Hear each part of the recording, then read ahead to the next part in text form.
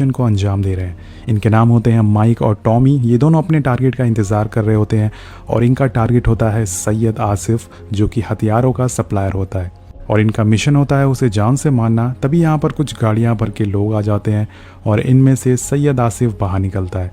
Mic उस पर निशाना लगाना चालू कर देता है, लेकिन उसके टारगेट के बीच में एक लड़का आ जाता है और इसी बीच उनका एक गार्ड माइक और टॉमी की बंदूक को देख लेता है और उन पर गोलियां चलाना चालू कर देता है। माइक और टॉमी वहां से भागकर एक चट्टान के पीछे छुप जाते हैं और उसे डाइवर्ट करने की कोशिश करते हैं, लेकिन तभी यहाँ पर एक रेतीला तूफान आ जाता है जिसका फ़ायदा उठाकर ये दोनों वहाँ से भागकर निकल जाते हैं। सो गाइस, अब इनका मिशन कैंसिल हो चुका है और इन्हें अपने बेस पर जाना है, लेकिन बेस पर जाने के लिए इन्हें गांव जाकर अपनी टीम को इन्फॉर्म करना होगा, क्योंकि अभी इनका काम जो है, अभी इनका रेडियो है वो काम नहीं कर रहा है। अब थोड़ी दूर आगे जाने पर माइक की तरफ एक बोर्ड उड़कर आता है जिस पर लिखा होता है डेंजर। तो टॉमी से देखकर बताता है कि हो सकता है कि ये गांव वालों की एक चाल हो सकती है ताकि वो दुश्मनों को अपने गांव से दूर रखें। लेकिन माइक इस बोर्ड को देखकर बोलता है कि पिछले 40 सालों में 8000 जंगें लड़ी गई हैं और हमने 33 मिलियन माइन यहाँ पर बिछाई है। हो सकता है कि यहाँ पर अभी भी वो माइन मौजूद हो। और टॉमी बोलता है कि ऐसा कुछ नहीं है, ये सब सिर्फ तुम्हारा एक वहम है।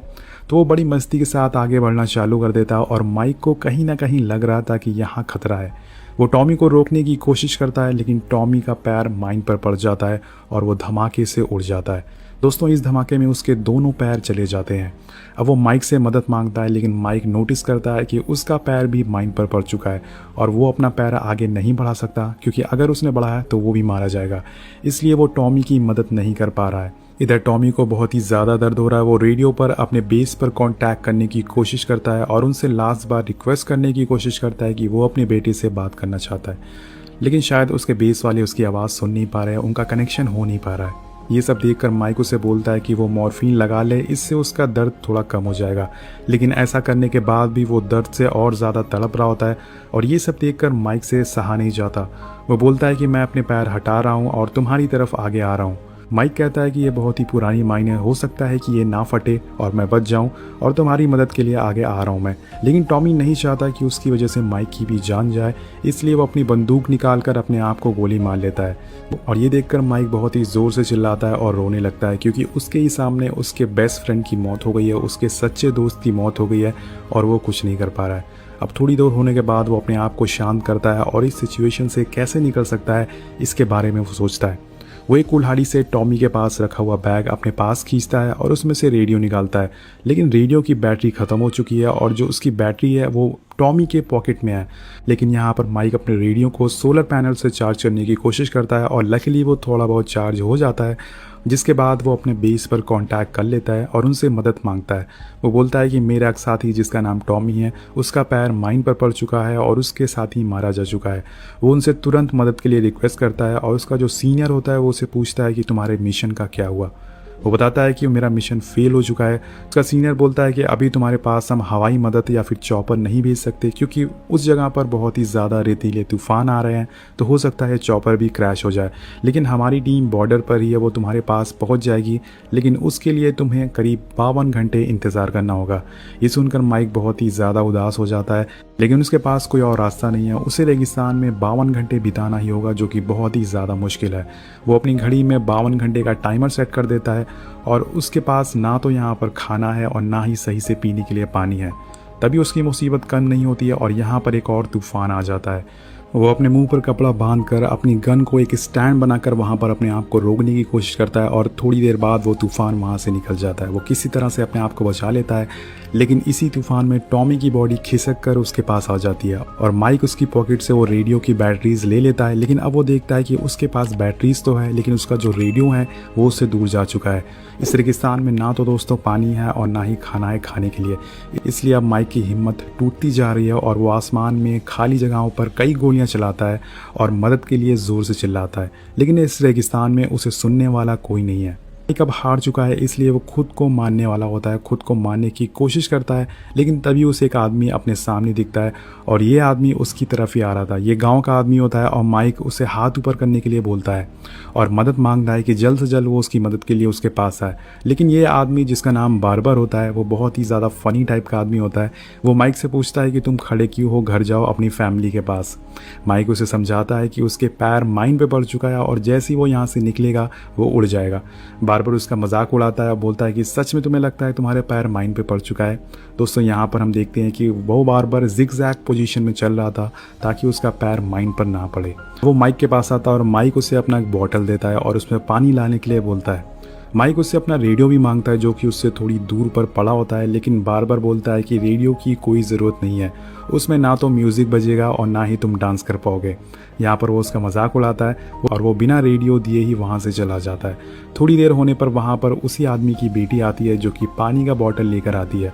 अब माइक को पानी पीकर थोड़ी राहत मिलती है और वो उसका शुक्रिया अदा करता है। वो लड़की माइक को एक सोल्जर बॉय देती है और माइक भी उसे अपनी पॉकेट से एक सोल्जर टॉय निकाल कर देता है जो कि उससे यहीं रेगिस्तान में मिला था। अब माइक उससे भी रेडियो लाने के लिए बोलता है जो कि उससे थोड़ी दूर पर है, लेकिन वो भी बिना रेडियो दिए वहाँ से भागकर चली जाती है। हम देखते हैं कि अभी भी 38 घंटे बचे हुए हैं माइक को बचाने के लिए और अब रात हो चुकी है। माइक बहुत ही ज़्यादा थका हुआ है, उसे अपनी फैमिली की याद भी आ रही है।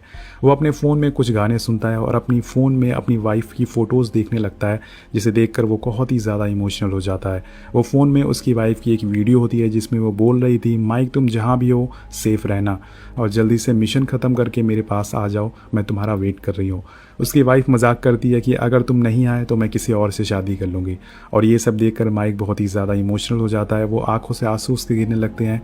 यहाँ पर वो आग जलाता है और अपने आप को सोने से रोकने की कोशिश करता है, लेकिन इतना ज़्यादा वो थक चुका है, इस वजह से उसकी आंख लग जाती है। और जैसे ही दोस्तों उसकी आंख लगती है वहाँ पर जो आग होती है वो बुझ जाती है और यहाँ पर हम देखते हैं कि कुछ भेड़ियों की आवाज़ से वो दोबारा उठ जाता है। वो उन भेड़ियों को भगाने के लिए कई गोलियाँ चलाता है और इसी बीच एक माइन फट जाती है और इस माइन के फटने से वहाँ पर जो सारे भेड़िया हैं वहाँ से भाग जाते हैं, जिससे कि माइक की जान बच जाती है। अब माइक को यहाँ पर एक दिन बीत चुका है और सुबह हो जाती है और सुबह होते ही हम देखते हैं कि वही आदमी माइक के पास दोबारा आता है और माइक का नाम पूछता है। तो नाम जानने के बाद वो माइक से पूछता है कि तुम्हारे नाम का क्या मतलब है, कि एक जगह पर खड़े रहो, आगे मत बढ़ो। एक्चुअल में दोस्तों वो माइक से बार बार बोल रहा था कि तुम्हें आगे बढ़ना चाहिए, तुम्हें अपने कदम बढ़ाना चाहिए, लेकिन माइक जानता है कि अगर वो अपने कदम बढ़ाएगा तो वो मारा जाएगा। अब इस बार माइक उससे दोबारा रेडियो मांगता है और इस बार वो रेडियो से मिल जाता है। अब जाते जाते लास्ट बार वो आदमी माइक से दोबारा बोलता है कि अपने कदम आगे बढ़ाओ, तुम्हें अपने कदम आगे बढ़ाना चाहिए, तुम्हें कुछ नहीं होगा। लेकिन माइक उसकी बात नहीं सुनता है और वो आदमी वहाँ से चला जाता है। इसके बाद अब माइक को हेलुसिनेशन होना चालू हो जाता है और वो टॉमी को जिंदा होते हुए देखता है और टॉमी उससे बोलता है कि तुम अभी भी यहीं खड़े हो, चलो घर चलो, तुम्हारी वाइफ जेनी तुम्हारा वेट कर रही है। वो उससे उसके कदम आगे बढ़ाने के लिए बोलता है, लेकिन दोस्तों माइक ऐसा नहीं करता। अब रात हो चुकी है लेकिन अभी भी माइक को टॉमी दिखता है। टॉमी उसे बोलता है कि तुमने अपनी लाइफ में बहुत सारी गलतियां करी हैं। एक्चुअल में माइक को अपनी पास्ट की सारी गलतियां याद आती है कि उसने अपनी वाइफ के साथ अच्छे से बिहेव नहीं किया, उसने बहुत सारे लोगों से लड़ाई करी बेवजह और वो इन सब रिश्तों को सही कर सकता था। यहाँ पर टॉमी उसे बोलता है कि तुम्हें जेनी के साथ रहना चाहिए, जब उसको तुम्हारी सबसे ज़्यादा ज़रूरत थी तुम उसे छोड़कर यहाँ चले आए। अब माइक को अपनी सारी गलतियों का एहसास होता है जो कि उसने पास्ट में करी थी, लेकिन अब वो सारी गलतियों को माइक ठीक करना चाहता है, लेकिन अभी वो रेत में फंसा हुआ है, वो घर नहीं जा सकता। लेकिन तभी उसे पता चलता है कि उसके आसपास दोबारा भेड़िए आ चुके हैं और उनकी संख्या बहुत ही ज़्यादा है। ये भेड़िए दोस्तों टॉमी की बॉडी को उठाकर यहाँ से ले जाते हैं और तभी यहाँ पर एक माइन फटता है और कुछ भेड़िए यहाँ से भाग जाते हैं। लेकिन अभी भी कुछ भेड़िए यहाँ पर बचे हुए हैं जो कि माइक पर हमला कर देते हैं। अब माइक उन्हें बड़ी बहादुरी से मार गिराता है। वो जैसे जैसे इन भेड़ियों को मार रहा था वो और ज़्यादा हेलुसिनेशन में जाता जा रहा था। वो उन भेड़ियों को अपना दुश्मन समझता है और एक एक करके सभी भेड़ियों को जान से मार देता है। लेकिन अभी भी वो इमेजिन कर रहा है कि वो एक क्लब में है और वहाँ पे वो एक वेट्रेस से एक बियर मांगता है। लेकिन तभी दोस्तों उसकी आँख खुल जाती है और उसको रेडियो पर सार्जेंट का मैसेज आता है।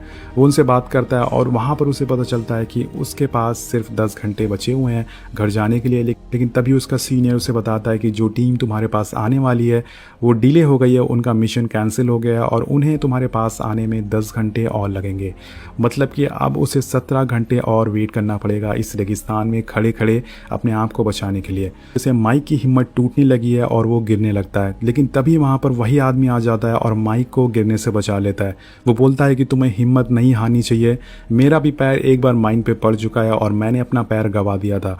उस टाइम बस मैं यही सोच रहा था कि मेरा एक पैर ना होने की वजह से मैं फ्यूचर में क्या करूँगा। जब मुझे हॉस्पिटल ले जाया गया तो मैं बहुत ही ज़्यादा डरा हुआ था।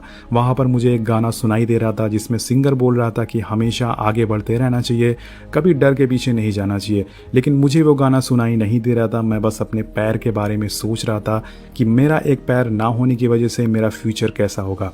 तभी वहाँ पर एक नर्स आई मेरे पास और उसने मुझे स्माइल देकर देखा, जिसके बाद मुझे गाना सुनाई दिया और उसका मतलब पता चला और मुझे एहसास हुआ कि मुझे भी आगे बढ़ते रहना चाहिए और उसे हिम्मत नहीं हारनी चाहिए, उसे अपने कदम आगे बढ़ाना चाहिए।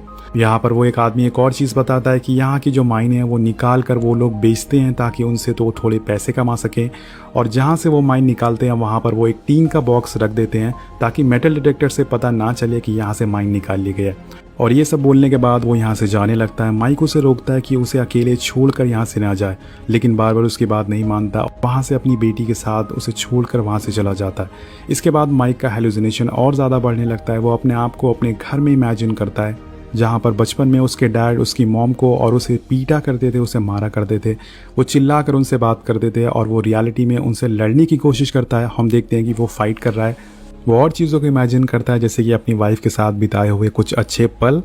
और तभी टॉमी उसे सपने से बाहर ले आता है और बताता है कि तुम्हारे लिए मदद आ चुकी है। फ्लेयर गन देता है और चलाने के लिए बोलता है, लेकिन तभी माइक को याद आता है कि टॉमी तो मर चुका है और वो रियलिटी में आ चुका है। और इसी पल वो अपने साथ हुए हादसों को दोबारा याद करता है और सभी को मारने की कोशिश करता है। अब यहाँ पर उसके सामने उसके डैड दिखते हैं और वो उन्हें भी मारने की कोशिश करता है, लेकिन तभी उसके डैड उसको गले लगा लेते हैं और माइक को एहसास होता है कि जिनसे वो दूर जा रहा था वो सभी उसके करीब हैं, वो सभी उनसे प्यार करते हैं। इसके बाद वो देखता है कि फ्लेयर गन उससे दूर पड़ी हुई है, लेकिन उसे उठाने की वो बहुत कोशिश करता है, लेकिन वो उसे उठा नहीं पाता है। और दोस्तों यहाँ पर उसके साथी भी आ चुके हैं उसे बचाने के लिए, और अगर उसने फ्लेयर गन नहीं चलाई तो वो यहाँ से चले जाएंगे। इसके बाद उसके पास कोई रास्ता नहीं होता, अपने कदम आगे बढ़ाने होंगे, लेकिन जैसे ही वो अपने कदम आगे बढ़ाता है दोस्तों वो माइंड नहीं फटता है। जी हाँ, ये सब देखकर माइक बहुत ही ज़्यादा हैरान हो जाता है कि ऐसा कैसे हो गया। वो उस जगह को खोदना चालू कर देता है जहाँ पर वो उसे एक टीन का डिब्बा मिलता है। जैसे कि डिब्बे वो खोलता है उसके अंदर एक टॉय सोल्जर होता है। दोस्तों उसे उस आदमी की बात याद आ जाती है कि हमने माइंड निकाल कर यहाँ पर टीन के डिब्बे लगा दिए थे। तो इस बात को याद करके बहुत ही ज़्यादा हंसने लगता है और वहीं लेट जाता है। अब माइक उस फ्लेयर गन को भी चला देता है, जिसके बाद उसके जो साथी होते हैं उसे सही सलामत बचा लिया जाता है। अब माइक जब वापस जेनी से मिलता है तो वो पूरी तरह से बदल चुका है और अब वो पहले वाला माइक नहीं रहा है। सो गाइस, अगर बात करें कि इस मूवी से हमें क्या सीख मिलती है, तो मुझे लगता है कि लाइफ में कभी कभी कड़ी मुश्किलें या फिर टफ टाइम भी आना चाहिए, जिससे कि हमें एहसास हो सके कि हमारी फैमिली की क्या वैल्यू है हमारी लाइफ में। आपको मूवी कैसी लगी नीचे कमेंट करके ज़रूर बताइएगा, और इस तरह की अगर और फिल्में देखना चाहते हैं तो नीचे कमेंट ज़रूर करिएगा। मिलते हैं आपसे अगली वीडियो में। Thank you so much watching.